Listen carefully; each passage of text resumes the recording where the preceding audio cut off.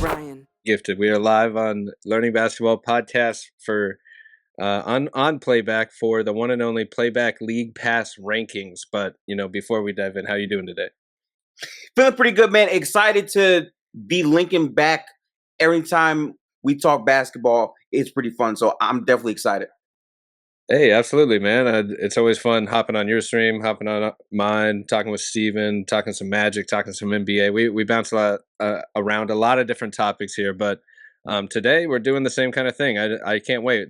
I'm sure any basketball fan has heard of like a league pass ranking where, maybe a Bill Simmons or a Zach Lowe concept. You might have seen their articles, but this is a Playback league pass ranking. So a similar concept, but we're going to draft teams based on our rankings of who would we want to stream the most on Playback this year. So it's a combination of who do we personally want to watch the most on any given night. If we're on League Pass just scrolling who's playing, that's who we're going to pick first. But also who maybe our fans want to watch the most, or who the people watching our channel might want to watch the most, or maybe just who's the most interesting player on any given night for one storyline or another, or one matchup or another. So a lot of different ways you can go with this. Excited to kind of dive in. But before we do the actual draft, I'd love to hear a little bit about kind of your background, your path, your journey into the sports media space. What's it been like building some different platforms here with Gifted NBA on your Playback and YouTube and all your Twitter and all your channels? And just any advice for someone else trying to break into sports media? Yeah, well, I will first off formally, I would say, introduce myself, right? So I go by Gifted. Full handle is at Gifted Hoops, and for me, I like basketball. Like, I watch it a whole ton. Creating content is something that's new for me. It's different from just actually watching the sport, but there's a lot of things that you learn. For me, I just try everything. Don't give up. If there's things you don't know, don't have a pride to not ask questions. Always ask those things and always try to be resourceful as much as you can.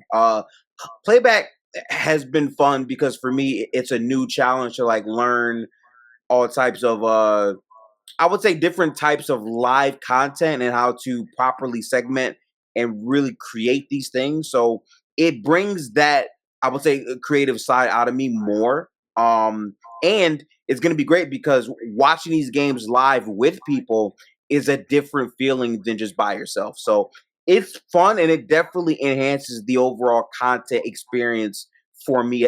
And I think it's a pretty good stepping stone to get more and more comfortable with the groundwork of everything it takes to be a reliable NBA content creator. So that's me. That's my shtick.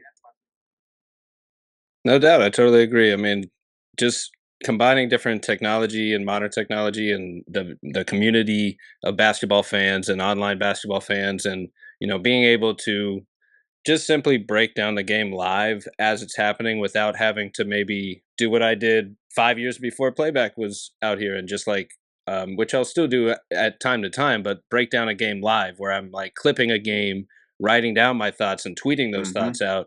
Now you can just like say it as it's happening. Maybe you can catch a replay or deal with the second screen that way and break it down that way. So that just combining that technology for, creators or just people trying to talk basketball like us is super cool. So definitely can appreciate that grind and just the different options that we have nowadays. So, what kind of are you most excited about after this NBA offseason this summer that we saw, a whole bunch of different moves.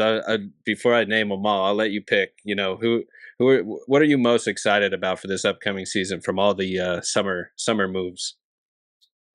I think for me, the number one thing is, are we going to see a generational season from Victor Wembanyama?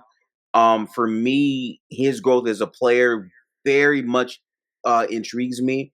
They have a better overall 15-man around him, which is good. And what he was doing last year, he looked like he was almost a first-team All-NBA caliber player. So just seeing what he can really put together really intrigues me, honestly. Absolutely. And there's so many interesting players this year. I mean, Durant in Houston is one of the first ones that come to mind for me, and then Desmond Bain in Orlando, of course, obviously. Kristaps in Atlanta. Just so many interesting ones. Do you want to dive right in here for the official Playback League Pass rankings, and maybe we do draft styles. We could even do. We might as well do bet just going back and forth, and I'll even do you the honor. You get the first pick in the official Ooh. 2025-26 Playback NBA League Pass rankings. A little bit of a mouthful, but worth it because here we are. I mean, you got to add all the qualifiers with the very first pick in the draft of the League Pass rankings Playback edition. You're on the clock. Okay. With my very first pick of the NBA League Pass Playback draft, I am going to draft the Golden State Warriors. Oh, Now, there it is. Here's a couple bits of context, right? I'm a Warriors fan, but outside of that, the reason why I choose them is they are probably, I would say, one of the most confusing teams of the offseason. They have not made a decision on Jonathan Kuminga. Steph Curry is always a delight to watch consistently. But the other thing is, he now will have a starting season with Butler. And after Butler came to the team, Steph just looked like a completely different player. He played with a lot more passion and joy, and just the drama of what that team's going to actually look like for the entirety of the season and like how good they can be. I feel like it is up for grabs because a lot of people don't know how good they are. Like there are some people that think they're not really a team that's going to be in the playoffs this year. And then some will say, no, they're like a top 3 seed. So like that variance of what they could be versus what they actually are is very fun to watch. And even, I would say even though their roster isn't the greatest, they compete every night with many different teams, and even teams that you wouldn't expect to have joy in watching, they go all the way to the wire in every time. Like they play, I think like a ton of I would say regular season, I would say clutch games. So I expect to see more of that from them as well this year. Man, ceiling. I thought they'd be there too. Honestly, a little bit of an upset. I thought Wemby would have been kind of the polarizing pick of the draft, and he's probably he's gonna be my kind of obvious pick for number 2. But I thought Okay. Steph and Jimmy would be there. That's a great pick because Steph, for my money, is still as exciting as any player in basketball and has been for the last 10 years running. And I'm totally with you. Like this, as soon as they traded for Jimmy, this has been like a balls to the wall contender, like hard nosed, just elite team on both ends of the floor. Like to me, the only reason they fell a little short in the playoffs was the Steph injury, obviously, and just kind of not having enough upper echelon depth to make up for that, let alone kind of give him a little help when he is healthy. So like they've added, they're kind of just running it back. They've rounded out the rotation a little bit this year, but pretty much running it back. And I think they are ready for the playoffs.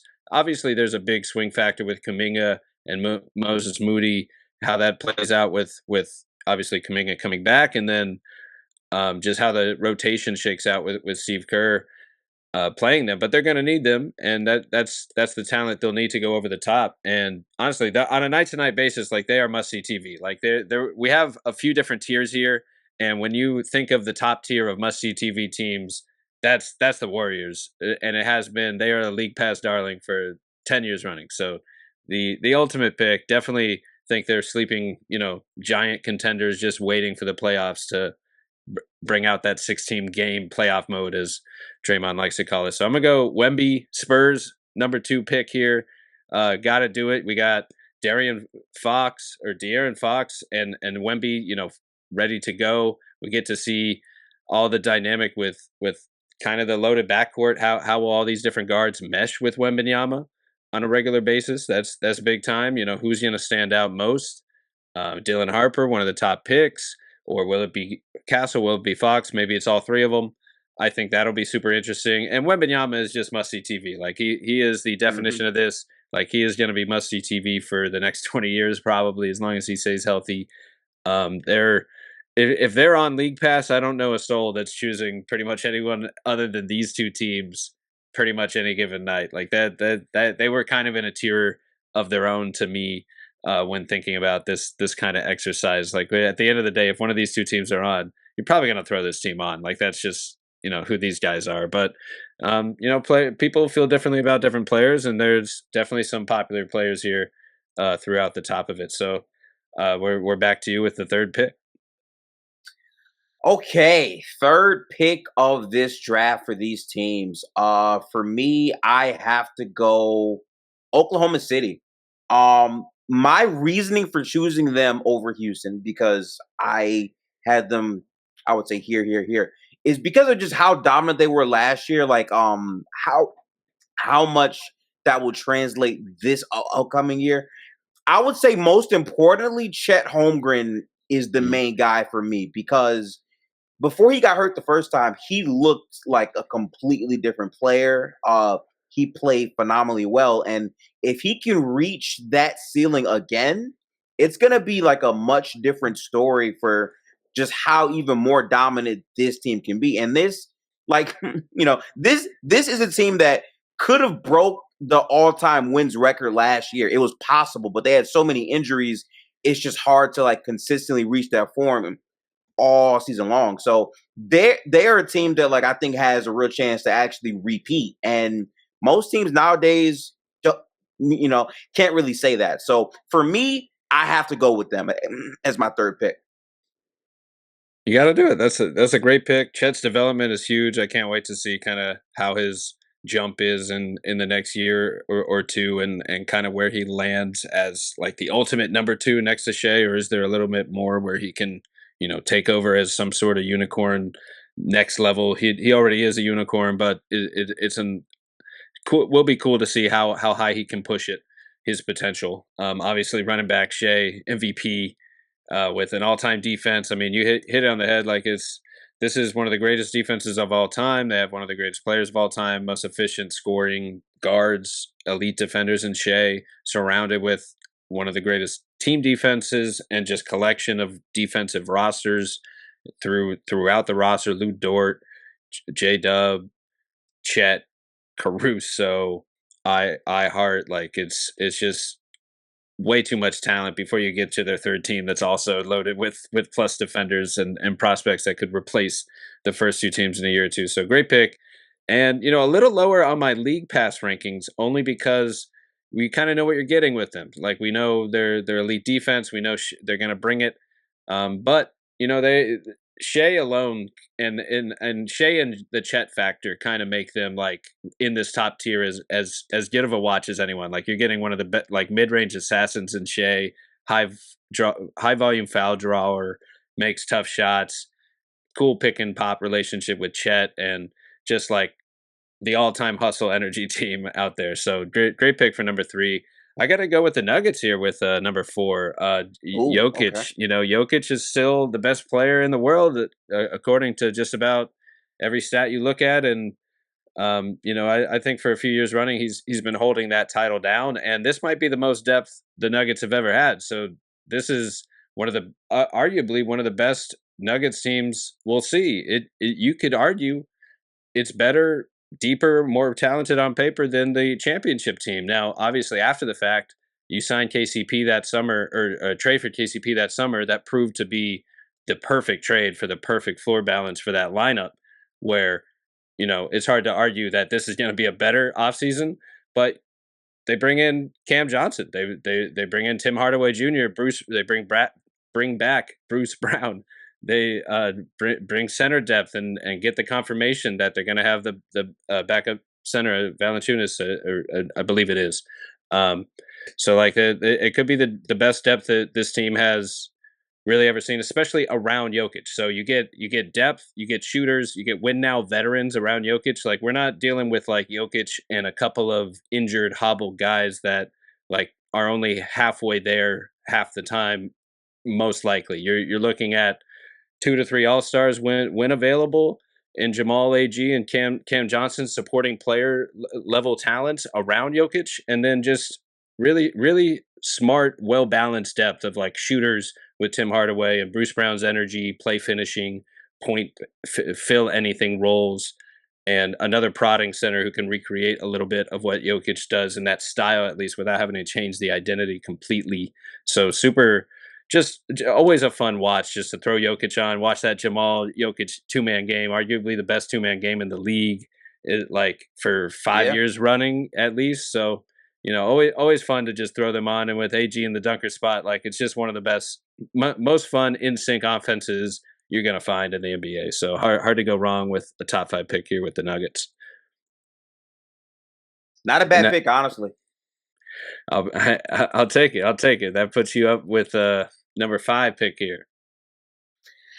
Okay. So my number 5 pick, again, this is a team that I had to spend a lot of time really mulling over to see exactly how I truly felt about them this year. But I have to go with Houston. Houston made a lot of shifts. I think last year in the regular season, this is a team that surprised a lot of people. I think defensively they built a very good blueprint, and how that held up all playoffs for them was a huge thing. I want to see the growth within Amen Thompson and just more of their players overall to improve and get better. That's what I'm very curious about. So seeing how that shifts is going to definitely dominate a lot of how I view their upcoming season for me. Yeah, a great pick. I had them a little lower originally, but they should be higher for every reason you just said. Amen Thompson's development is like the biggest swing factor, absolutely, for this team. Like Durant's arrival, obviously, like solves a ton of needs, a go-to scoring option. You surround KD with a top 3 defense, some interesting shooters with Jabari Smith, Reed Shepard. Do they have enough elsewhere? We'll see. You still have Fred VanVleet as well. You bring in some more defense with Dorian Finney-Smith, and they also brought in Clint Capella, back in the fold, all reliable in Houston, and Aaron Holiday, a fun player. You still got Steven Adams there, so always a fun player to tune in on, and everyone a fan favorite for League Pass ranking styles. But yeah, that's a top 3 defense, adding a superstar in KD with another possible star on the rise in Amen Thompson. Who the heck knows what he's going to become? I early on I comped him to like a Iguodala comp, but he might be even like bouncier, I guess, in that sense, and kind of even more of a downhill athlete, like more of a point guard. So we'll see what he can really become. I think Amen and Tari Eason always is the impact defender to me. I think those two with KD are the absolute like core 3 of this team that you want to tune in and catch for sure on any given night for a league pass ranking right like that, which leaves me to number 6, and there's some great options here, but I got to do it to them with Luka and LeBron on the board. I got to take Paolo and Franz. No, get out pivot. Of here, Lakers. The pivot was good. Okay, you thought it was going Luka LeBron. No, we're here to watch the Magic. Top 3 defense, Paolo and Franz, bringing in Desmond Bane. Jalen Suggs is back and healthy again. They bring in Tyus Jones. They draft Jace Rich and Noah Penda, running it back with a top 3 defense, 2 rising stars, clear all-stars, maybe all-NBA in Franz and Paolo.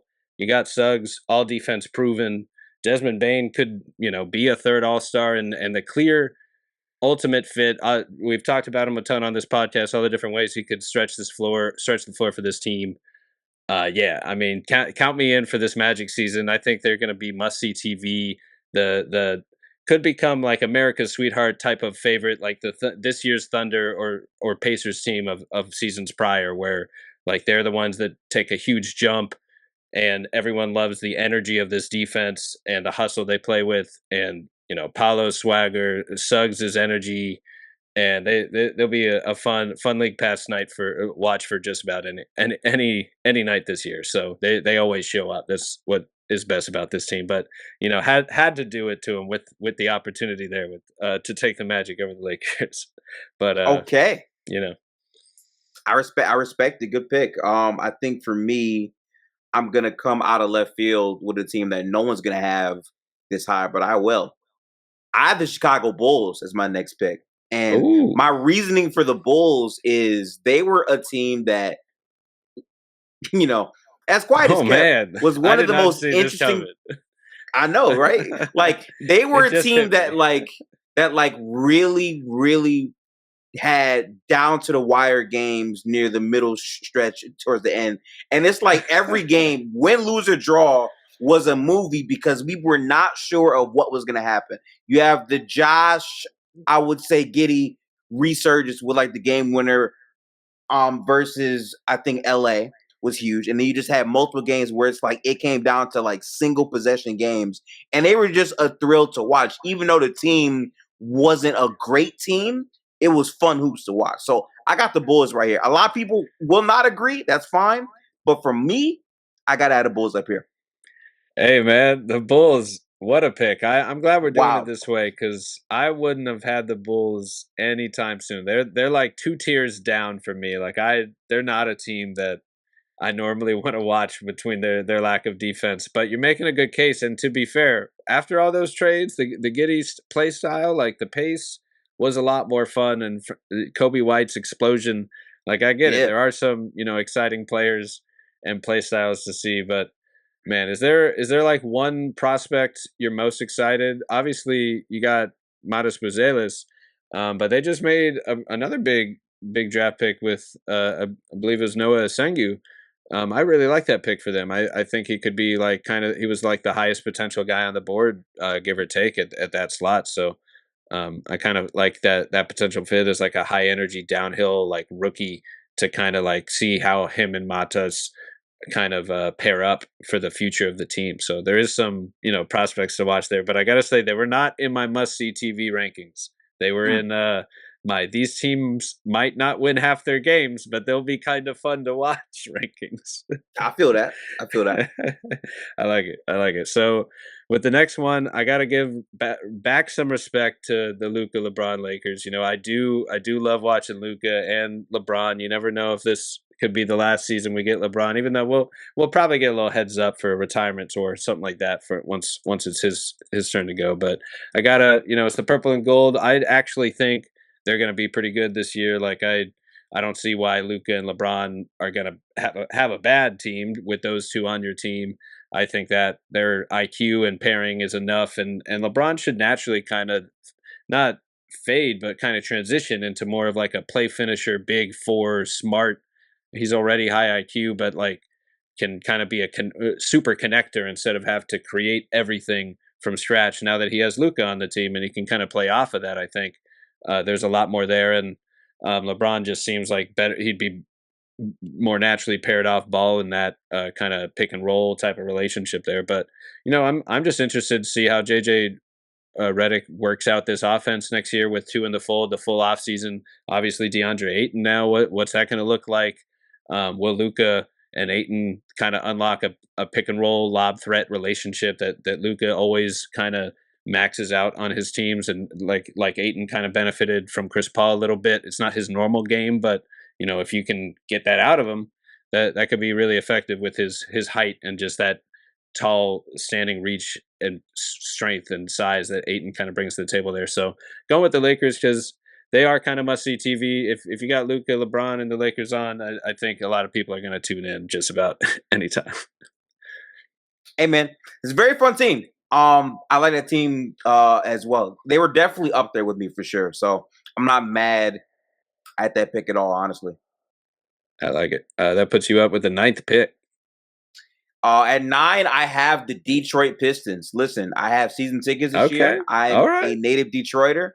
Cade Cunningham took a lot of steps last year. Also seeing the growth of the other Thompson twin that no one talks about. They only say Amon, but I think he's also a very good player. And also just seeing how Duren continues to grow on both ends as well is something that absolutely completely fascinates me. So just I want to see exactly where they're able to, I would say, take this. Yeah, that's a great choice. I had them one tier below. I only have one more team in this must see TV section, but that is a great choice here for all those reasons. Cade Cunningham, rising superstar, the other Thompson twin. He might not be exactly as polarizing as Amen, but man, I really wanted Ausar Thompson back in the draft. I thought the Magic might move up a couple slots to get him. Ended up getting Anthony Black, so I'm pretty happy with the outcome still. But man, Ausar is electric, basically just as electric as a defender in my mind. Like I think both of them Yeah. defensively are like on par, blowing the doors off of anyone else. Like two of the best athletes in the league, and they know how to use it effectively to force turnovers. It's where Amen's like downhill point guard playmaking, I think, separates him a little bit, but Ausar does a lot of other things really well that you could say Ausar might do a lot of the kind of connector role player things a lot better as well, like a little bit more of the catch and shoot 3-point potential in my eyes, and a little just fits in nicely. And then Jaden Ivey, like coming back from injury, that's a big X factor. I want to see what Ivey looks like if he's still got his explosiveness after that injury. Jalen Duren came on strong at the end of the season, and they generally, I want to say, are pretty much running it back. The Pistons are this year. They added Davion Mitchell and um oh I'm nope, that's the Heat. Sorry. Let's see here. The Pistons added Javante Green, Karis LeVert, and Duncan Robinson, but they Hmm. lost Tim Hardaway Jr. and Dennis Schroeder. So they lost Tim Hardaway, but kind of replace him with Karis LeVert, if not upgrade, and also get Duncan Robinson, another 3-point shooter. I want to say they probably lost Malik Beasley as well. I'm not sure if that situation's finalized where he'll end up after everything, but you kind of replace those roles with LeVert and Robinson pretty seamlessly, I think. So their depth, they're just an exciting team. Like you got young, explosive stars. Cade Cunningham is almost like a boring superstar. He's just so good. He makes it look easy. Like he's just like he can methodically just break you down, like almost in a Yeah. way that like Luka does, but with just really high IQ play. So great pick there. I think I'm interested to see Pistons or Hawks. Who do you kind of think you know is the better team next year? Because those are two teams I kind of view similarly next year after all the changes this summer. I was having this debate with my friends a lot with these two teams are very interesting. I think the Hawks have more depth in terms of two ways of the basketball than Detroit. But I think Detroit's defense is going to consistently be better than theirs. I think for the Hawks, it really depends on I would say the growth of their number one overall pick in I would say Zachary Risachet and what he's able to like I would say effectively turn into. It's a bit hard for me to know exactly where both of these teams are going to end up the season at, but it's definitely interesting to say the least. Yeah, I'm right there with you. I think they'll both be like competitive 4-5 seeds in the East. It would not surprise me at all if that was the 4-5 matchup in the East this next season with after all the additions. They're both kind of similarly built in like this heavy pick and roll scheme through their superstar with really interesting dynamics around it. So I do have one more pick in the must see TV. I got to respect the Cavs here. They were too exciting last year. They won Okay. too many games. Donovan Mitchell, Darius Garland, one of the most exciting backcourts in the league. You're not going to find a backcourt with better like shooting touch, handles, finishing touch combination of ball skills. Like maybe I'm forgetting one, but they are just like next level with that. And then Evan Mobley has taken another huge leap. How far can he push that as a downhill force playmaker, pushing the ball with the ball in his hands as kind of a point forward where they can play through him a little bit through handoffs and driving kicks? Can he become more of an on-ball scorer as well, pulling up in the mid-range, or as an on-ball scorer threat? Where can he develop that way? Because it still feels like he's just um, kind of just barely scratching the surface of Evan Mobley and his potential. So I'm super Yeah. interested in how high they can put that. And yeah, this year they just won so many games. Last year they were electric to watch. They had, in my opinion, kind of a rough outing with when it comes to injuries. To end the season in the playoffs, like you never want to see a team kind of go out that way. And it wasn't all injuries, but like it seemed a little bit to be, in my opinion, related to injuries is more so than just their play. They add Lonzo Ball this year. That'll be super interesting. I love Lonzo when he's healthy. It's hard to tell if he's healthy enough to really help in a playoff series, but that's kind of an X factor for them because they kind of have a lot riding on them. They don't have Ty Jerome or Isaac True. Okoro anymore. Jerome was unreal for them last year, and that him beating bench units was a big reason. So I'm interested to see how much of it was the Cavs system with the coaching staff and the players able to create open threes and open looks for their surrounding role players in that system, and how much of it was Ty Jerome just being on fire all season on his own. And when you're missing him, we'll see kind of what that trade off looks like with Lonzo. But I gotta love Lonzo's like playmaking, fits right in as like a grab and go playmaker with this squad to push the pace. I mean, listen, Lonzo Ball is by far one of my favorite players in the league. It's just the health with him. I'm hoping he can stay healthy. If he stays healthy, I think that Cavs team will definitely be one of the most fun teams in the entire league to watch, because there's a lot of different ways of, I would say, versatility he can bring them for sure. Yeah, totally. I like it.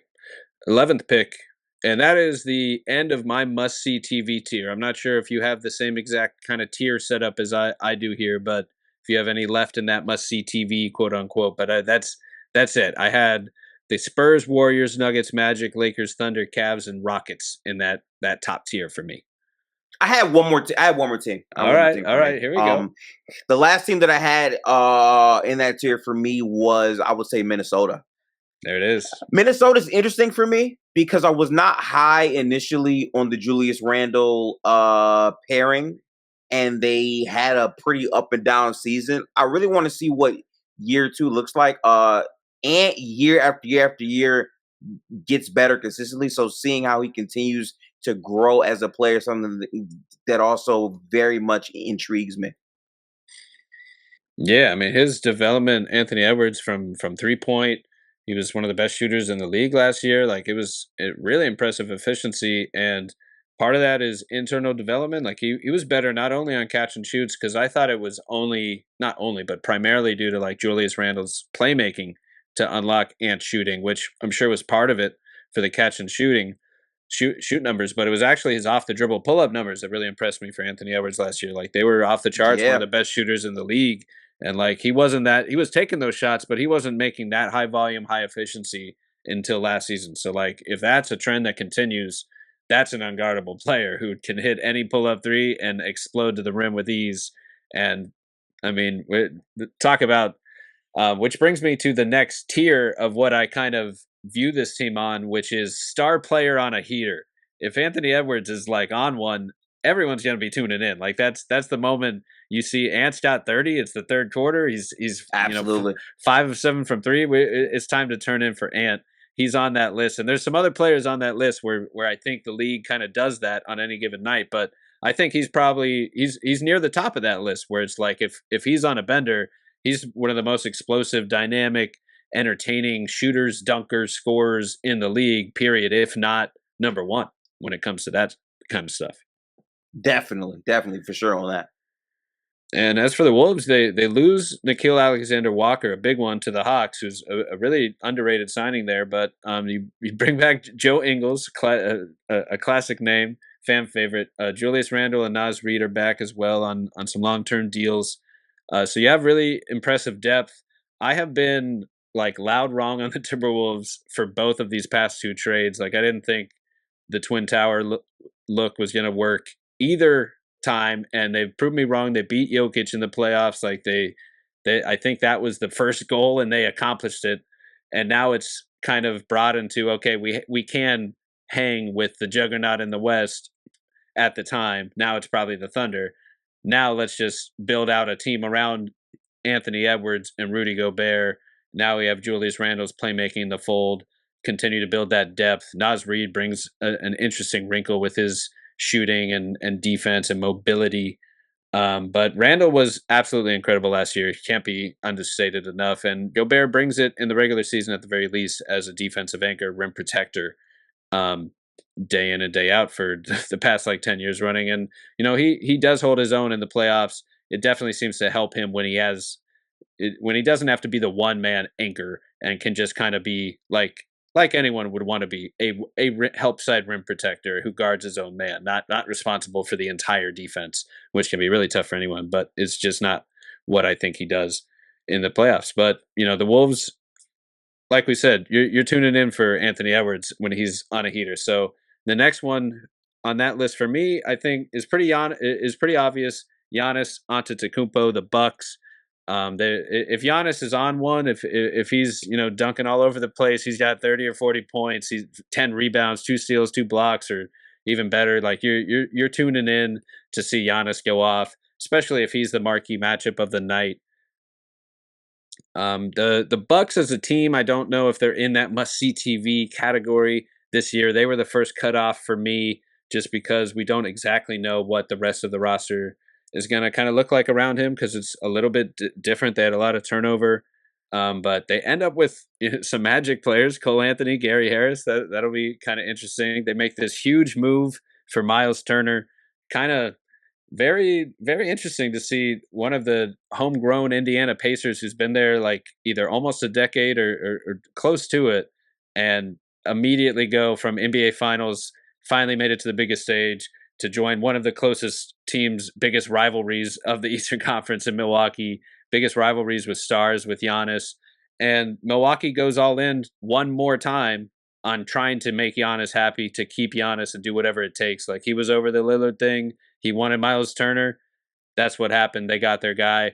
Obviously, it's an outlandish deal on its own, just like, the Paul George deal is for Shea back in the day for the Thunder. But if it helps you get Kawhi, or it helps you bring Giannis, that's why you do it. So the Bucks fans are happy if Giannis is happy. And, just by having Giannis, you are going to be a top 15 team on my League Pass rankings, especially any time that he might be going off, or you just want to tune in. And, who knows? Maybe some of this depth kind of meshes pretty well. There's some, interesting names on this roster. What do you make of the Bucks this season? Whew. Oh man, the Bucks. I don't like the Bucks, to be honest. I think their roster has a lot of flaws. I think Miles Turner is a good pairing with Giannis. I do, but in terms of like other creation outside of Giannis consistently, I find that hard to find on this roster like that for me. I think a lot of it is going to be fun because this is basically going to be like a full year of, I would say, point guard Giannis, and that type of player can really have some good value. So I'm interested in what he'll be able to provide. I think for the Bucks, they really need to get value out of the person that they traded I would say, franchise cornerstone, Chris Middleton for, and Kyle Kuzma, who didn't really give them much in the playoffs, and they want their young players to try to develop. So that's my spiel on the Bucks, but I don't think they're going to be that high for me in terms of teams to watch. Yeah, that's fair. I mean, that's very fair. Like, this pick is for Giannis more so than the Bucks, Right? And yeah, for sure. For Miles Turner, I actually think the comparison is basically a younger Brook Lopez in a lot of ways. Like, he stuts this, fills the stat sheet very similarly. Brook Lopez and Miles Turner are two of the only players to hit a high volume of 3-pointers and blocks in the entire league. They're like it's those two and all the unicorns that you can name off the top of your head. Like, so they're in that category when it comes to blocks and threes. Now they might not be as dynamic on the ball, hitting tough shots, but they can protect the rim. They can play drop defense. They can bring help side defense. Miles is more mobile, and he is a better 3-point shooter. I think. So you kind of upgrade what works with Brook Lopez next to Giannis. Your 4 and 5 is set for a long time. And for some reason, you also have Kyle Kuzma and Bobby Portis in the 4-5. So I guess, you're looking, those are also your 4 highest played players. So that's where you kind of lose me a little bit with this season. But yeah, I'm not sure what to make of Kuzma. I do think he's, he was a helpful player on the Lakers when they won it all, as a plus defender, energy transition guy, rebounder, doing the little things. If he can get back to that a little bit, that'd be huge, but I'm not sure if they can rekindle that with him off the bench. It would have to be the perfect role. I'm very interested to see who pops on this roster of names. Like, someone is going to pop for like become the clear starting guard with this unit. I think it'll be Gary Trent Jr. He's kind of a steal for them. Only like 4 million on the cap sheet, but like one of the best 3-point shooters and scorers in the league. Like not like maybe players, but like just in those two categories. Like he's very good at those two things, and he's bounced around a little bit. But like when he's tapped in, he's only 27 years old. He could really be unlocked playing next to Giannis as a shooter. Cole Anthony, a guy that is a high volume pick and roll guy, can hit the open three, can run the offense, should be a natural pairing with Giannis running pick and rolls. And I actually like Mark Sears a lot too out of Alabama. He's a rookie. Don't know how much he'll play this year with them, but he's just a really smart, tough point guard that, fits right in with that identity that Giannis likes out of Alabama. So he's on a two-way. We'll see how that plays out. But some names to keep an eye on. Kevin Porter Jr. What will they get out of him? That's another name that is on the roster. But yeah, they're going to clock in at 12 primarily for Giannis and only Giannis. But that puts you at 13 here. Fair. Okay, so for my 13th pick, let me make sure. So I actually had two names written down on my list here, tied for me damn near. I'm gonna say it, man. I'm gonna say it. I got the Clippers at 13. Whoa. I think the Clippers are super interesting. I don't know what to make of the conspiracy gate that we're witnessing. How that's gonna like pan out with like Kawhi, the money trees and whatnot. I think all that stuff's interesting, but I think them having a healthy Kawhi at the beginning of their season is such a big thing that matters significantly. And I think seeing where they go for the entire year with Harden, Bradley Beal, and then also seeing if Zubac can continue to have another strong year, where I thought last year he was almost all NBA caliber. Like if he's able to follow that same production up and get even better, this is a team that could really be a valid team out west. Yeah, gotta address the elephant in the room. I mean, we have no idea what's up with the Kawhi situation. We're just in the heat of all that information being dropped from the Pablo Torre Finds Out podcast, kind of leaking some things. We'll see. Let's assume Kawhi Leonard is on the Clippers and allowed to play this regular season for the sake of this conversation. But because someone put it great in a tweet, it was like, the just days before the greatest roster and deepest roster Kawhi's Clippers have ever seen, the Kawhi Clippers get blown up before they even get started. It's so Clippers, but we'll see. We don't know yet. Maybe it'll just be. I kind of think it'll be more in the realm of. I think it was Joe Smith with Minnesota where it happened before, where they lost a lot of draft capital. I think like five picks or something like that. I think. Yeah, I think it'll be that, but. Who knows? I mean, it does.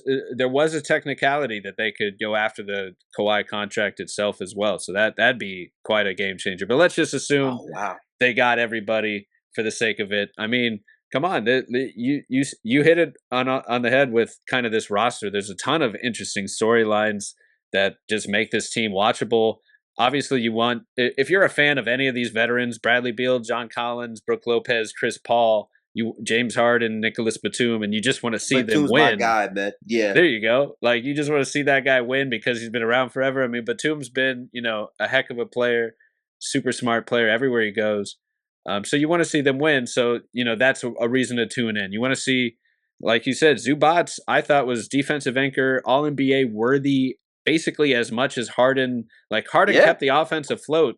But to me, when the team defense is what's elite, and the offense is just being kept afloat, it's the defense that is winning the games, in my opinion. And he played 78 games.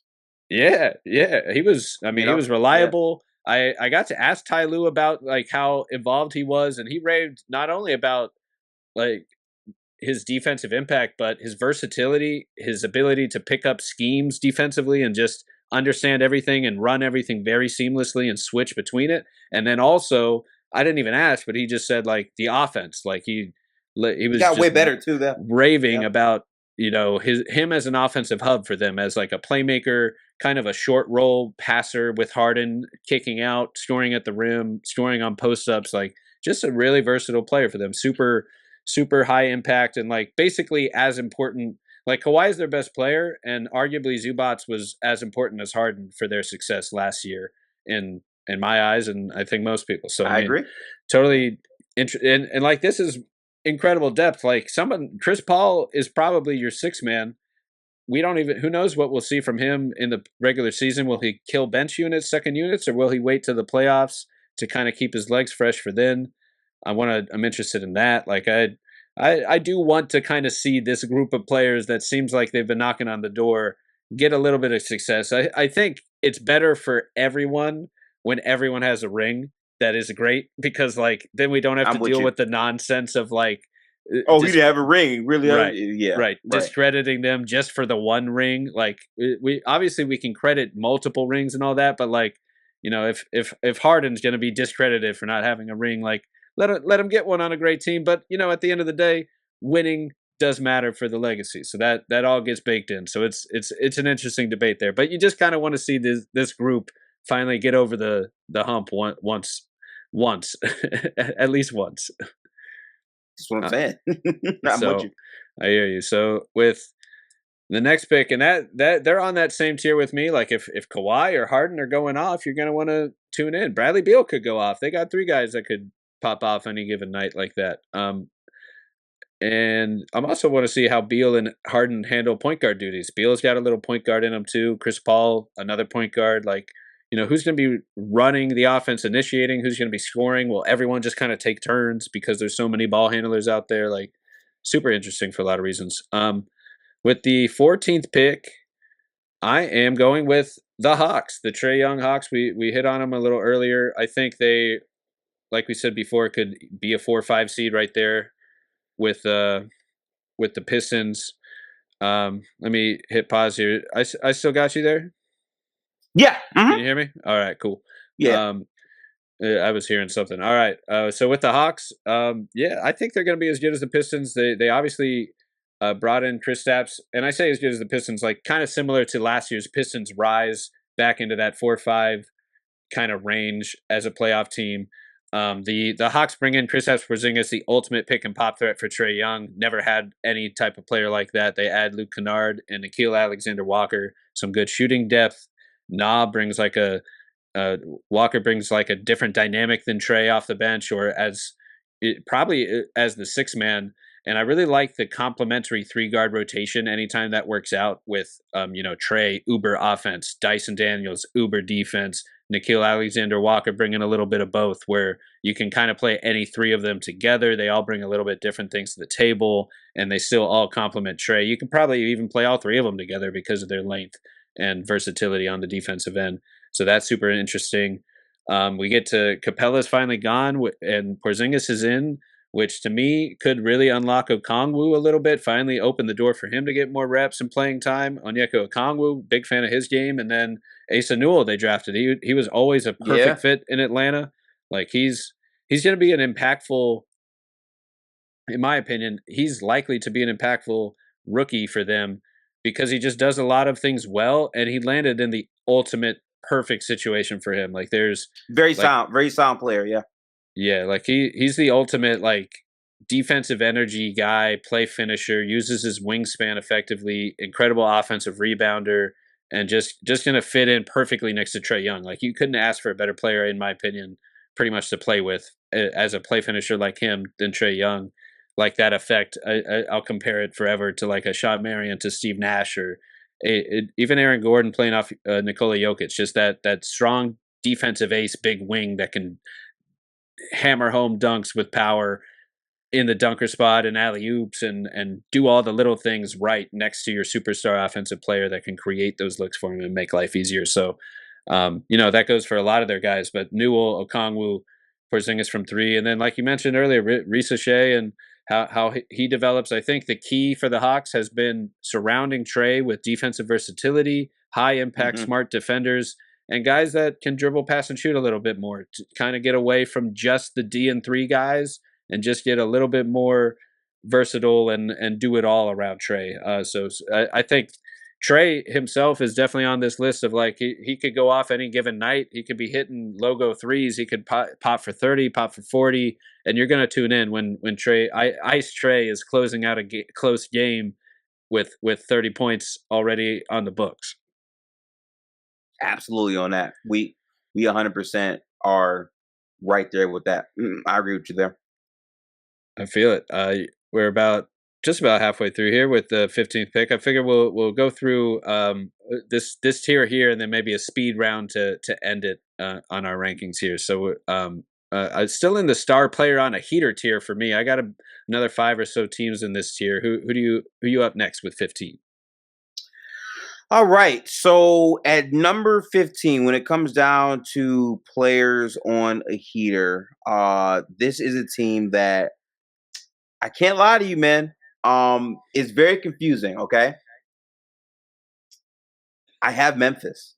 And Oh man. it's a confusing team because they traded Bane. And to start the year, Jaren Jackson is already injured. So Hmm. it's tough. But I do think it'll be fun because this feels like a make or break year for John Morant because he was kind of underwhelming last year and he's had like a lot of things not really go his way. He's gonna clearly have to like really backpack this team if they want to be like a super competitive team out west. So seeing that plus like the growth of I would say Jalen Wells or Josh Edey is a thing that like does bring me joy. Yeah, that's a fun team. I have them in this tier. The last one in the tier for me Okay. for that reason. For you got Jaren. Jaren is hurt. You just don't know. Like these are two stars, if not superstars, in this league. I love Jaren Jackson. Obviously, John Moran is like one of the most exciting like players when he gets going. That handle, the incredible athleticism, the finishes, a walking highlight. And Jaren is just like the most sound actual unicorn in the league to me. Like basically, like he's got the foul trouble here that he still always works with, but it's almost like Shaq in free throws. Like he's got to have some Achilles heel. We can't let this guy like just be a perfect player. He's got to be able to have some weakness. He can't be perfect out there. So I mean, Jaren is super exciting. Like there's just no one that shoots his size that like shoots the way he does. Obviously, there are other shooters his size, but like his form is super unique and super quick, really quick trigger on the catch and shoots, the pull up shoots, and incredible defender, help side defender, rim protector, one man defense. Like he can be your defensive anchor, point 1 year, and an All NBA superstar scorer the next year, which he's already proven and done. Like that alone makes you league pass worthy. So I get it. They get KCP from the Magic. They also add Ty Jerome, but they do lose Desmond Bain and Luke Kennard and Jay Huff there. So some changes there. I am interested to see what direction they go. I don't really expect them to be overly competitive this year. I kind of think they're one injury away from being a lottery team. But if you have John Morant, you're on the league pass rankings, and I'm glad he snuck into the top 15 there. Yeah, I almost didn't have Memphis here, but I think it's fair for them to be here. That's fine. That's how you do it. So with the 16th pick, we got to give a nod to the Knicks here. They somehow don't make the top 15 league pass rankings, even though they're basically money favorite to be top 2 in the East. Apologies, Knicks fans. I'm sure if we had a Knicks fan on here, they might be a little bit higher in these rankings. But you know, we kind of know what we're getting with this Knicks team, and they're going to be great. I wouldn't say Brunson is the most exciting superstar of all these league pass possible choices, but I actually really like watching the Knicks. I like their defense. Like OG Anunoby and Mikal Bridges, like on the wing, are super dynamic and impressive defenders when they're dialed in. And Karl Anthony Towns, I've always had some issues with his defense, but I think he's finally in the perfect role where he can focus on offense, be a knockdown sharpshooter, unlock his 3-point shooting, and just let loose high volume of it, play the play finisher off of Brunson's creation that opens up the door for Cat to be like one of their, if he wasn't their highest scorer, like one of their highest scorers right there with Brunson. I really like that balance for them. And I love some of their role guys like Deuce McBride and Mitchell Robinson. Like they're just fun, high energy defender types that they bring in anytime they need. So, you know, you got to give the Knicks some love. basketball is more exciting when the Knicks are good, and it just can't wait for these playoffs to come around because we've already got some interesting Knicks matchups like with the Hawks in the last few years. Could we get another Trae Young Knicks matchup here in the playoffs? It kind of feels right for that this season, where you could be looking at a second round matchup with like a 2-7 or a 2-5 or whatever they end up being for the second round. But you can definitely see that be an exciting matchup. So got to throw the Knicks here. You're up with 17. Alrighty, so I like to pick my teams in terms of teams that like have questions that like I want to see develop and change.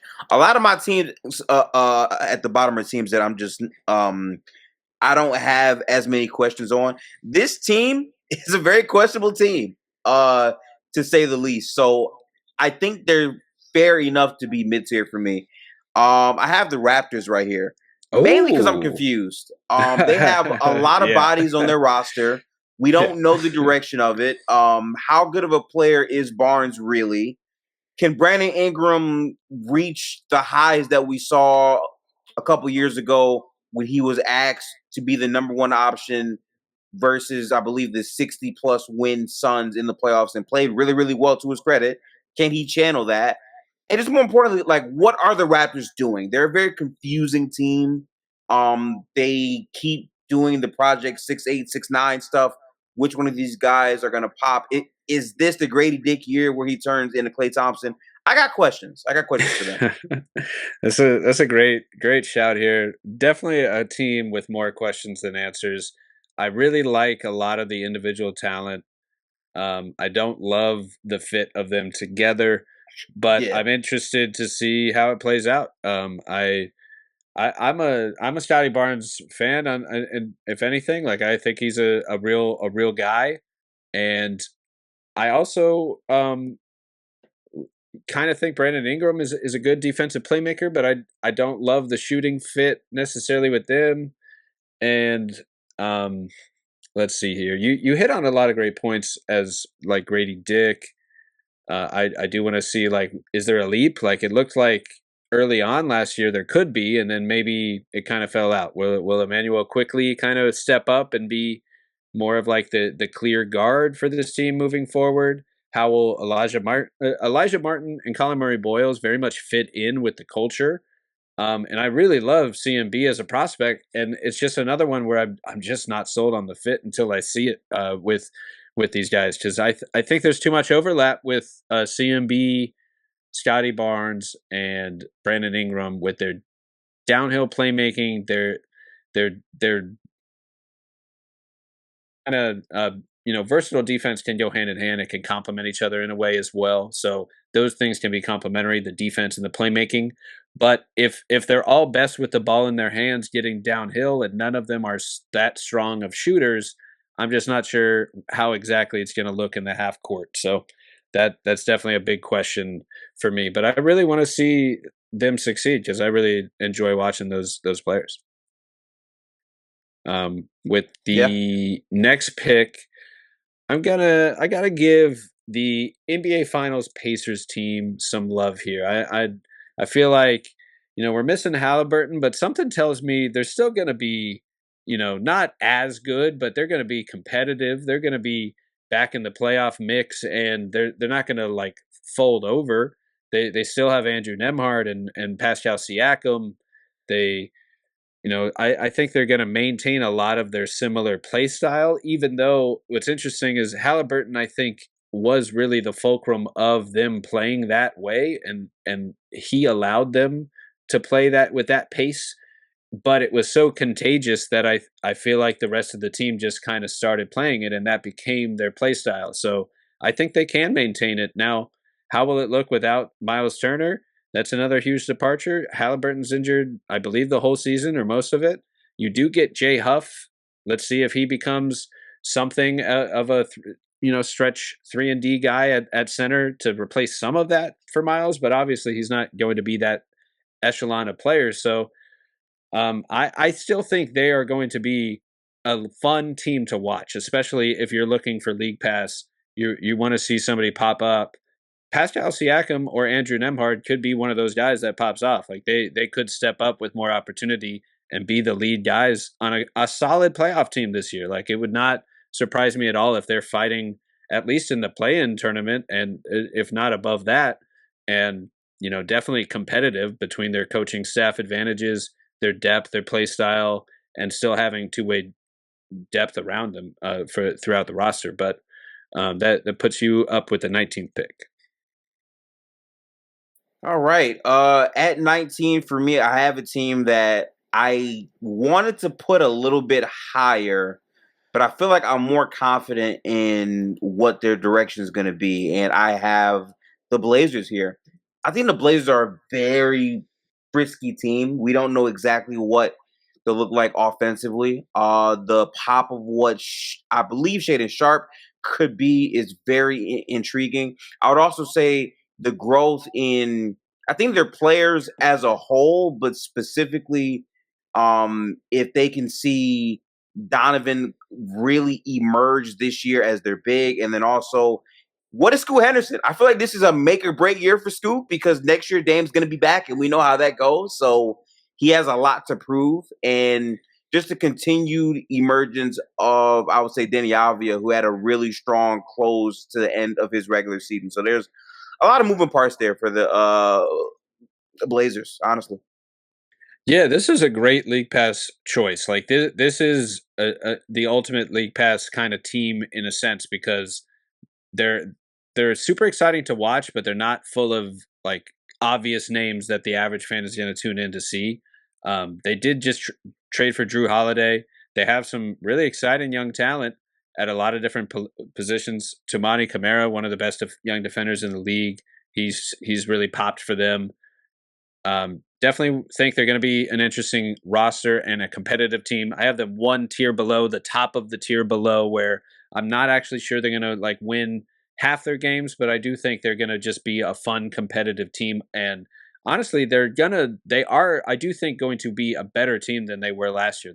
They are on the rise. They know a little bit more of who they are. They are full of really impressive depth, especially with their young talent throughout the roster. I mean, you mentioned most of it already, but the center depth I think is another one that they just have cleared the way for some other guys to kind of pop in here and take over some of the opportunity for before. And yeah, I don't think Lillard will play at all this year, but that is an interesting factor that he's just kind of looming. So that does kind of loom over some of the young guys of like better show out now before you lose your spot to the legend that's coming back to play here in a year. And we'll see if they get anything out of Rob Will and Thibault at this point. Chris Murray's an interesting prospect. Scoot Henderson, you mentioned. Donovan Clingan was the other name I wanted to mention. He's a very promising, solid center for them. That just a solid defender, smart center. We'll see how they kind of build around him and Kamara for a defense going forward. With the next pick, I'm gonna go with the Sixers. Actually, here, I'm excited to see how the Sixers look. Fair. Like what if they're just healthy? I mean, they have a loaded roster. They have a very something of a top heavy roster, but they actually have pretty good depth. But if Embiid, all signs are that this is a healthy basketball team entering next season. Let's say that off the start. That means that this team has Joel Embiid, Paul George, Tyrese Maxey, all in the starting lineup. That's already 3 stars. They just drafted Jared McCain 2 years ago, who's popped onto the scene, and then VJ Edgecombe, another exciting guard. I mean, just those 3 guards alone are a very exciting backcourt to build around for the future. They all complement each other. They can play multiple positions. You have 2 of the best shooters and scorers in the league with Maxey and McCain, and then VJ Edgecombe, like a perfect complementary defender, D&3 potential guy to fit next to those guys. And then you also have Paul George and Embiid. Like there's something here that this team could easily be a top 3 team in the East if they're healthy. Embiid's a perennial MVP when he's healthy. You just never know when you're going to get it. And maybe this year they're healthy enough to make a real run. And at the very least, they have so much depth that they can probably withstand a little bit of injury, just not all of the injuries. Yeah, I struggle with where to put this team because of all the injuries and whatnot. Because I watched them last year without Joel Embiid and without Paul George, and they were a very hard team to watch. I think, to say the least. There's some interesting edge pieces there for them though, so I'm not mad at them at this, I would say, area of our list so far. Yeah, absolutely. That puts you on 20 on the 21st pick. And I have two more teams in this tier, but we can probably go here with kind of a speed round to round it out. Any thoughts either way on either of our picks the way through? But we can go back and forth to round out this draft. You're up with the 21st pick. Okay, no problem. With my 21st pick, I have the New Orleans Pelicans. This is Okay. a team for me that I have had hope for every year, and every year they do not live up to that hope. They lose a ton of games. A lot of guys get hurt on the roster. Specifically, I think Zion is a great, great player. I think that he is one of the best offensive players. I think it's a robbery that they were not able to have him healthy for just a couple seconds in a playing game that would have got them to the playoffs. We have never seen Zion in the playoffs. I want to see that.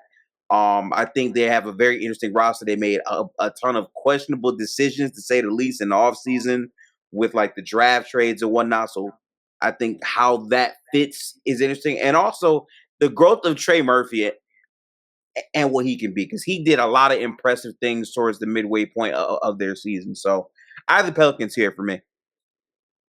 That's a really interesting pick, and a little lower for me, but you hit on a lot of it. I mean, they're another team that's just more questions than answers at this point. But Yeah.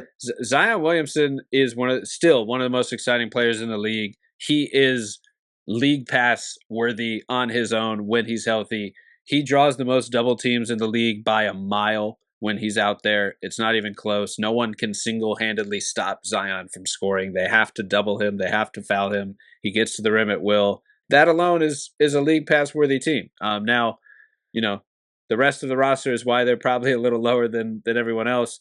Just a lot of Yeah. question marks. Derek Queen is an exciting prospect that is basically like, to me, the problem is like his potential ceiling kind of looks like Zion Williamson in a lot of ways. So like the overlap, I'm not sure is additive once again, where you're adding two downhill scorers with plus Yep. playmaking, but if they're neither of them are really defending or shooting threes, it's going to be tough to play them together, I think. So that's interesting. I do think, if they really love Derek Queen that much, then that could be a sign that they have found the heir apparent to Zion in a possible trade down the line if they finally part ways and just kind of buck towards the future of the rest of this team's roster, like they kind of have been doing, sending out different players here and there, but they do different things at once. In one deal they send out Brandon Ingram, and another they bring in DeJounte Murray and Jordan Poole. So are they going for win now with the veterans? Are they trying to rebuild? Who knows? They made one of the most questionable trades in league history, I would say, with this trade offer in the draft, only because of how great that draft pick could be that they Right. gave up.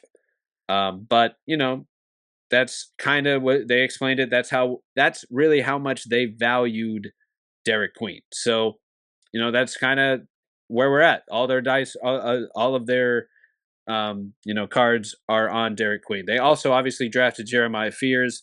I do really like that combo of rookies. Like I am interested offensively. I think there's something there with a scoring guard, a downhill playmaker forward who can like short roll playmake or just waltz to the rim and draw fouls and score at the rim. Fears can score at will, getting to the rim, hitting pull up threes and pull up jumpers, but really more of a paint threat.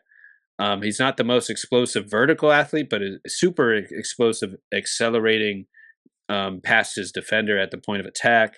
So I'm just interested what those rookies' roles look like this year. You mentioned Trey Murphy's development and Herb Jones. I mentioned speed round here, and I'm just excited looking at the Pelicans roster here. So Yeah. they're definitely got some interesting names, and just kind of want to see how it shakes out and what direction they go in. And hopefully, like, they just kind of prove the general consensus wrong, and maybe they're pretty competitive because they have good talent on this team. It's just an It just how odd does all mix, gel. odd Yeah. mix. So how will it work on paper? That brings me to the 22nd pick. I'm gonna go with the Dallas Mavericks. I'm interested in Cooper Flag as a rookie. Anthony Davis is, I believe, healthy to start the season. Kyrie Irving is not. Yep. So Kyrie's out for a while. I think the Mavs are built to be basically a sleepy contender in a lot of ways. Like, I obviously, like, the Luka trade is unforgivable, but given that where this is the roster that's left, it's still, in my opinion, going to be one of the elite defenses in the league when you got AD, PJ Washington, Gafford, and all these other smart defenders on the team, and now rookie Cooper Flag, of course. How will he look as a rookie? I think he'll be a high impact defender doing the little things right away. I hope they don't ask him to do too much on the ball right away. I think that will kind of like come with time. But I think this team could easily be one of the best defenses in the league, make the playoffs, and just in time for Kyrie to get healthy and really be a wild card if everybody's healthy come playoff time. And I didn't even mention Klay Thompson, who his could easily have a little bit of a bounce back year and a nice role there as well, and a little D&3 role. So interested to see how the Mavs play out. Yeah, they are a very intriguing team for sure. Do you think they could be a sleepy contender if they're healthy come playoff time, or not? Not in this year. I don't think it's this year. I think this is the year to like set the blueprint and foundation for the next year. All right. There it is. That puts you 23 pick. All right, coming in at number 23 for me. This is a team that no one is gonna have here, but I'm gonna take them. Give me the Wizards, man. I think the Hey. Wizards are super interesting. I'm not gonna lie to you. I am a part of Alexar FC. I was very intrigued by him for his entire season and how he closed out the year. He was really figuring it out in terms of scoring the basketball at a way better clip. Defensively, he was easily the most intriguing defensive prospect in his class. And I just think that like the continued growth of that with Bub Carrington and also like I would say Keyshawn Johnson and more vets make it interesting. Now, the team itself probably is going to be very good, but they traded Jordan Poole to open up those time to have their players actually develop. So seeing what they will look like can still be interesting for me at the very least. And they, no matter what the roster is, have these random high-powered Tuesday nights where, oh shoot, it's 129, 130, who's going to win the game, and that's fun to watch at the very least. Yeah, I mean, I'm digging your board. Definitely different priorities than me, and that's what makes the League Pass rankings great. They were the top. They were in my fourth tier, my bottom three tier, but they were the top of the bottom three tier because of Okay. their exciting prospects. Basically, this is the exciting prospects tier where maybe there's just some guys you want to check in that were in the draft in the last year or two that are like, you just want to check in on them. That's kind of where they end up in this League Pass ranking, where it's like, oh, Bilal Coulibaly or Cam Whitmore from the Rockets is on the Wizards now. Maybe he'll get some more opportunity. Oh, Corey Kispert, sneakily one of the best 3-point shooters in the league. Is how much volume could they increase that over in Washington? They picked up Jameer Watkins, an exciting rookie from Florida State, very clearly a dynamic NBA athlete. Bub Carrington, Keshawn George, Alex Sarr, some fun young names that you just want to kind of check in. Bub is just a fun name to begin with, but you just want to check in on them, see how they're looking as prospects maybe throughout the season. Maybe somebody develops some pops. They do have CJ McCollum and Chris Middleton still, some vets to help kind of round out the locker room and bring a veteran presence there, show them how to show up every day and just build a good work ethic in that sense. But also some good players who are like, older now, but they were borderline marquee names or at least fringe stars for most of their career that fans are excited to tune in and see on a given night. Like at the very least, it's not like the talent void of 10 years ago where the worst teams in the league have no one to watch. Like these have a lot of exciting young talent on every team in the league, so it's a good place for the league to be in. Yep. That puts me at 24 here. The last team in the second tier for me, the star player on a heater. I got the Celtics still up here, missing after all the trades and all the stuff going on. I still think this is the Boston Celtics. They were an absolute super team, perfected five-out basketball just a few years ago. They lost some personnel, some elite veterans with Kristaps and Drew Holiday, and you lose Tatum for the year. Obviously, you're not going to be that juggernaut anymore, but you still got Jaylen Brown, Derek White, Sam Hauser, Peyton Pritchard, and just kind of a lot of Al Horford and a lot of that like identity that you bring in. Anthony Simons is kind of a wild card. We'll see if he ends up being on the team for the whole season, but at least you have some scoring in the short term to replace Tatum with Simons there. And really, Jaylen Brown is, I think, the big key player here. Like if Jaylen Brown is on a heater, people are going to tune in, and he's a Finals MVP. He's an All NBA guy who now will have the opportunity to be an All NBA player once again as the lead option this entire year for one of the first times in his career. So I think Jaylen Brown's season is really what will kind of draw people in to the Celtics on any Yep. given night this year going forward. So that puts you at 25. All right. At 25, I would have to go with after the Wizards. I have the Suns here. Seeing the growth of whatever Jalen Green could be, even though I'm not too high on him as a player, I want to give him a chance to have a reset in Phoenix. Also, I think their picks are very interesting in terms of what they will be able to develop to with the new defensive blueprint and foundation for the Suns, who are clearly moving in a different direction. So seeing how they grow is interesting. I have them here. Yeah, that's a good pick. Right around where I have them as well. Devin Booker is a guy that really should be on the star player on a heater level, and he is on his own in that sense. But yeah, Jalen Green's fit is the biggest question mark, and the Kaman Maluach fit. I'm very interested in to see how he's an elite rim roller and lob threat guy. I want to see if that pick and roll partnership exists in Phoenix. Who's going to be throwing the lobs? Is it Devin Booker? Yeah. Is it Jalen Green? Probably not Green. Probably Booker.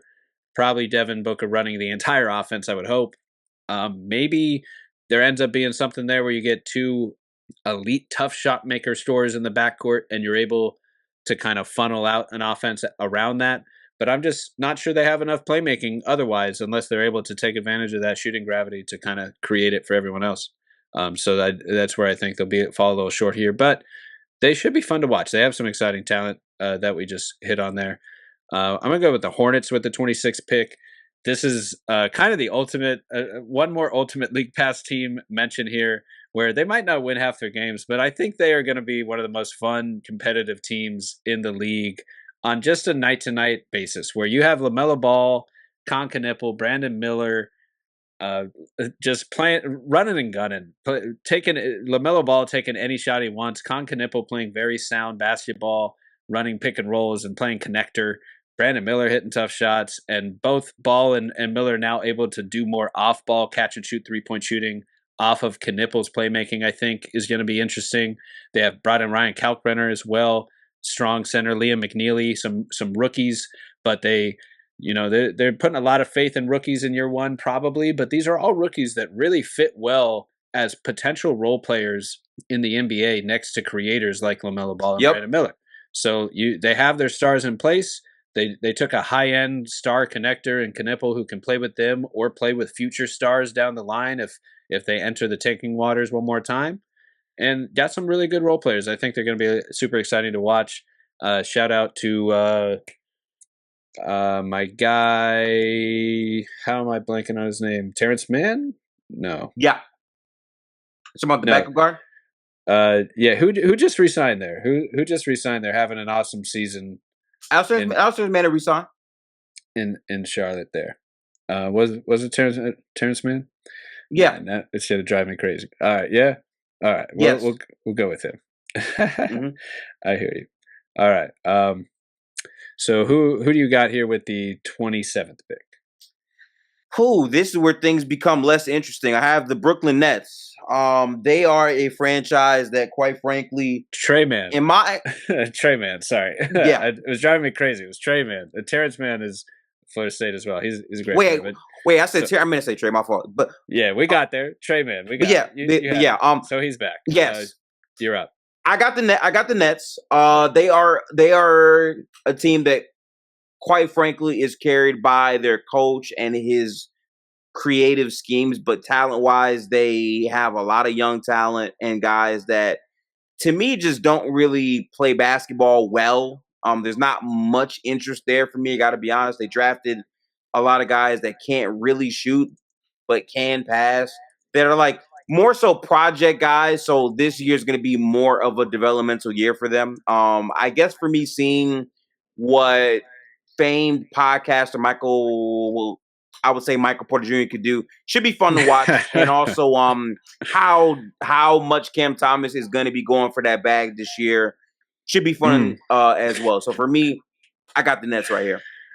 Yeah, that's a great team example of like tuning in to see who is chasing that bag tonight. Who is going after their buckets tonight? Who's trying to get to it tonight? And Michael. Yep. That's what I want to see with the Nets. We'll round it out here with the 28th pick. I got the Sacramento Kings. They got a lot of interesting talent. Malik Monk is a really fun player. Obviously, Sabonis is still in the fold. Will they just keep running back with DeMar DeRozan and Zach LaVine? Who knows? I kind of think they might mix things up by at least the trade deadline. It sure seems like they're trying to not really run this team back. It looks like they're kind of rebuild on the fly. But if they stick with it, they do have some interesting talent at the very least, and they have always been an exciting style of play with Sabonis at the helm, just playing through his handoff hub and that incredible pace. And they're going to have offense with LaVine and Malik Monk and DeRozan out there getting buckets. So we got the Kings here 28. That puts you at 29. Yeah. At my number 29 pick, just to make sure that I have this correct here. Did we say all these? We did. Miami Heat and Utah Jazz are the only two teams left on the board for me. Yeah, the Heat are my team, and like a lot of it is because Bam Adebayo is still a very interesting player. I just think this Heat team is very samey. Like, we kind of know what the Heat culture moniker is about, and I think a lot of it is gonna just kind of be in the mud hoops, which I like to be in the mud. Like, that's fine, but they really take that to a whole other level. I guess for me, seeing how Ware also goes up is big too. I just can't in good faith put them last because I saw what the Jazz did last year and I know what they're going to do this year. So I got the Heat here. Yeah, it would be disrespectful to have the Heat last and Heat culture last, especially with Bam Adebayo on the roster. He's too much fun himself. Like, he's the man. Defensive anchor, another handoff hub guy, but also super mobile defender. One of the most mobile defenders, if not the most versatile defender in the league. So needs to get his credit. I'm definitely interested to see if the Heat can kind of mix things up a little bit this year. They have some interesting signings and new players like Norman Powell could really pop as a scorer and shooter for them. Will Wiggins kind of bring that consistency? And you mentioned Khalil Ware. So that puts the Heat 29 and the Jazz at solid 30.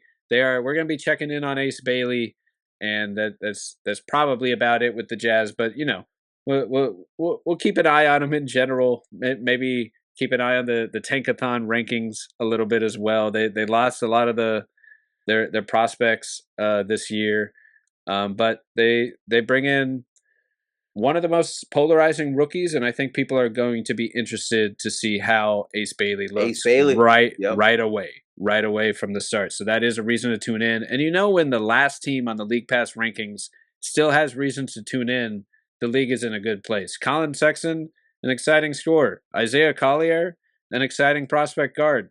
Walker Kessler, solid rim protector. They still have Lauri Markkanen, knockdown three-point shooter who's blossomed as a fringe all-star. And they drafted Walter Clayton as well, the UF champion guard, knockdown three-point shooter. So they have some exciting prospects to tune in on. RJ Lewis as well. The Jazz will be in the hunt for the top pick next year. But before we get to Tankathon, there's still time to tune in and just kind of see how these prospects look early in their cycle. But man, I know you got to bounce out of here. We'll let the voters we'll let the viewers vote on who has the better rankings afterwards, I'll try to get a little graphic up or something so they can at least take a little vote, take a little look at it. But it was a lot of Nope. fun. It was cool to kind of break down the league and just kind of see how both of us and how I think the league and fans kind of will be watching the NBA this year, and this will generally be, I think, the order that they'll be tuning in. So it's cool to think about,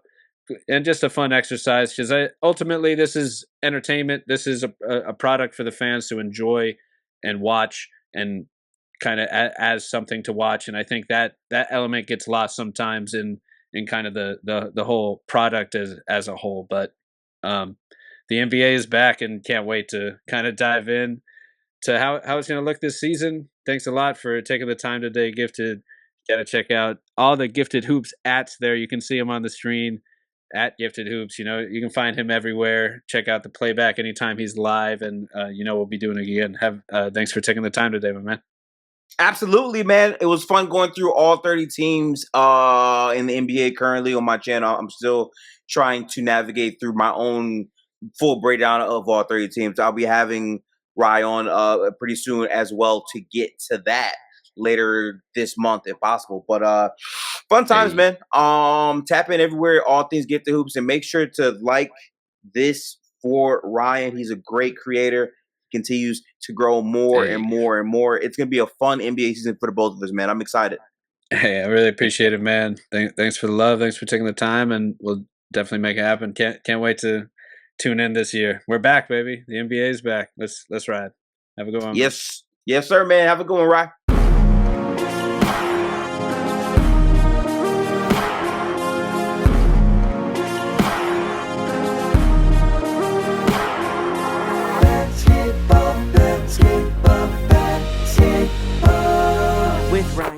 Learning Basketball is a Swish Theory podcast hosted from Beyond the Arcade.